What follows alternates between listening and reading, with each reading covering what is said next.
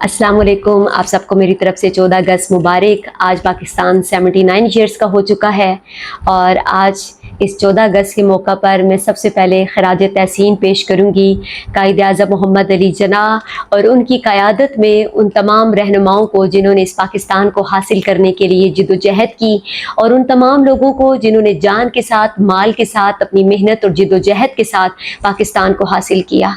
और मैं उनको सलाम पेश करना चाहूँगी जिन्होंने जदीद दौर की सबसे बड़ी हिजरत की, जिन्होंने अपना माल जान कुर्बान किया इस मुल्क के लिए और अपने जान और माल की कुर्बानी दे दी ताकि वो इस मुल्क में, इस एक इस्लामी मुल्क में आके अपनी ज़िंदगी बसर करें।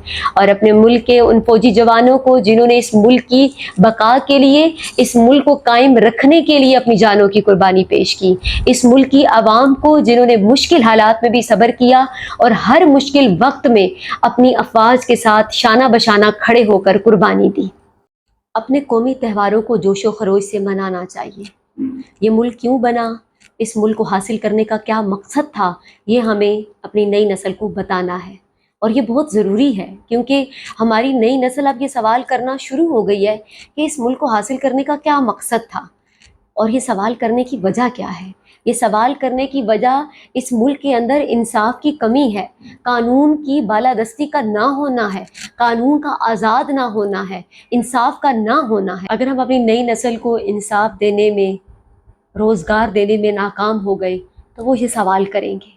अगर हम चाहते हैं कि हमारी नई नस्ल बगावत ना करे तो उनको इंसाफ देना होगा, उनके अंदर उम्मीद की किरण को दोबारा पैदा करना होगा। लेकिन वो उम्मीद की किरण कैसे पैदा होगी?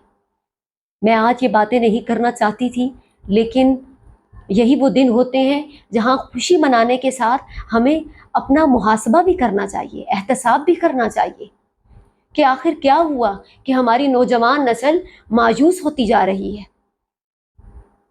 और अभी ये जो कराची में मीर रज़ा का वाक़या हुआ है कि जो नौजवान इस मुल्क में काम करने की कोशिश करेगा, जो ये चाहता है कि मैं इस मुल्क में रहूं, इस मुल्क में तरक्की करूं, इस मुल्क में कारोबार करूं और इस मुल्क की तरक्की में हिस्सा डालूं, अगर उसको इसी तरह तशद्दुद करके मार दिया गया तो फिर नई नस्ल में कैसे उम्मीद पैदा होगी? फिर तो वो बार बार सवाल करेंगे कि ये मुल्क क्यों हासिल हुआ था। अगर ऐसा ही होना था तो फिर हम हिंदुओं के तशद्दुद को सह लेते, फिर हम उन्हीं के साथ रह के उनकी मार को ही सह लेते। इंसाफ को इतना मुश्किल बना दिया जाता है कि कोई इंसाफ मांगने ही ना जाए।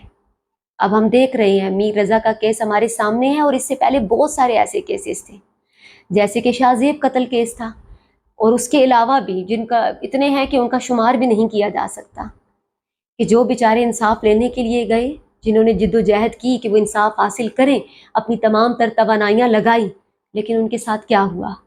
और यही वो वाक़यात हैं कि जब इंसाफ नहीं मिलता तो लोग मायूस हो जाते हैं।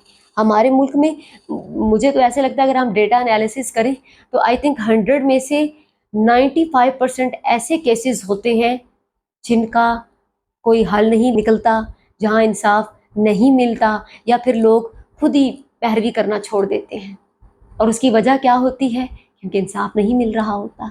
उन्हें इंसाफ के रास्ते में इतनी रुकावटों का सामना करना पड़ता है और वही बात विक्टिम ब्लेमिंग शुरू हो जाती है। पाकिस्तान की तरक्की की राह में मेरिट और इंसाफ का ना होना एक बहुत बड़ी रुकावट है। तो वहाँ पर पाकिस्तान में इंतहा पसंदी, दूसरे के नुक्ता नज़र को बर्दाश्त ना करना, अगर कोई मेरे जैसा नहीं है तो उसको जीने का हक ना देना, इसने भी पाकिस्तानी मुआशरे के हालात को ख़राब किया है। इसने भी पाकिस्तान के हालात को और यहाँ पर इंतहा पसंदी को बढ़ाया है। अगर हम चाहते हैं कि पाकिस्तान इंतहा पसंद रियासत ना बने, एक पुरअमन रियासत बने, तो हमें कायद आज़म की ये तकरीर जो 11 अगस्त 1947 को आपने की थी उस पर अमल करना होगा। हमें अक़लियतों के लिए बर्दाश्त का जज्बा पैदा करना होगा।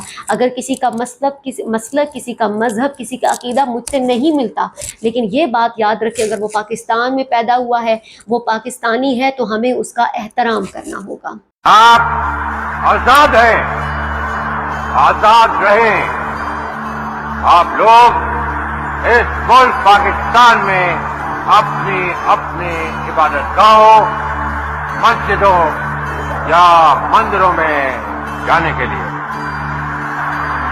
आपका मजहब क्या है, जात क्या है, कौम क्या है, اس کا حکومت کے معاملات سے کوئی تعلق نہیں. آزادی کی دنیا ہوئی حیران، اے قائد اعظم تیرا احسان ہے احسان.